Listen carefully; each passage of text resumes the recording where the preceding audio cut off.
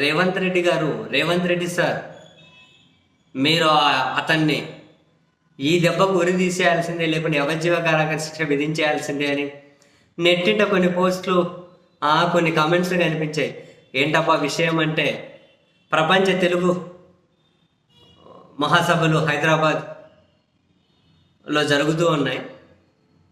హెచ్సిఏలేమో జరుగుతూ ఉన్నాయి. ఆ మహాసభల ముగింపు వేడుకలకు తెలంగాణ ముఖ్యమంత్రి రేవంత్ రెడ్డి గారు హాజరయ్యారు. రేవంత్ రెడ్డి గారు హాజరైతే అక్కడ ఉన్నటువంటి యాంకర్ ఎవరైతే ఉంటారో ఆ యాంకర్ ఆయన రేవంత్ రెడ్డి గారి పేరు మర్చిపోయి తెలంగాణ ముఖ్యమంత్రి కిరణ్ గారు అని అంటున్నారు, కిరణ్ కుమార్ గారు అంటున్నారు. ఆ యాంకర్ తెలంగాణ ముఖ్యమంత్రి కిరణ్ కుమార్ గారు అంటున్నారు.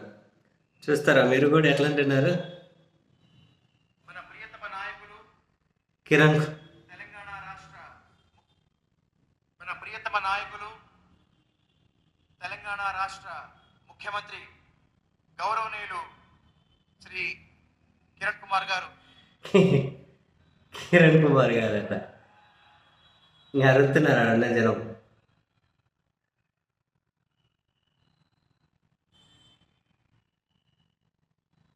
క్షమించాలి.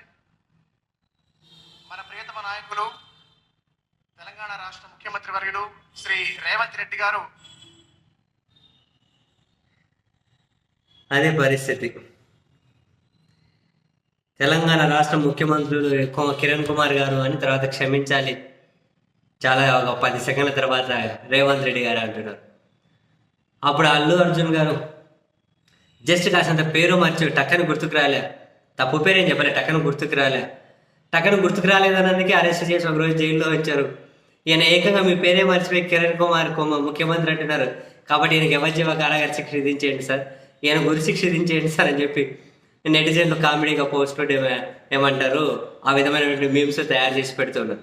సరే, జోక్స్ అపార్ట్, అది కాసేపు పక్కన పెడితే ఎవరైతే యాంకరింగ్ చేశారో చాలా తప్పది. ఒక రాష్ట్రం ముఖ్యమంత్రి గారి పేరు తెలియకపోవడం వల్ల యాంకరింగ్ ఏంటంటే నాకు తెలియగలుగుతాను. ఒక రాష్ట్ర ముఖ్యమంత్రి గారి పేరు తెలియకపోవడం ఏంటి? అలా ఎలా కన్ఫ్యూజ్ అవుతారు? రాష్ట్ర ముఖ్యమంత్రి గారి పేరు ఎలా కన్ఫ్యూజ్ అవుతారు?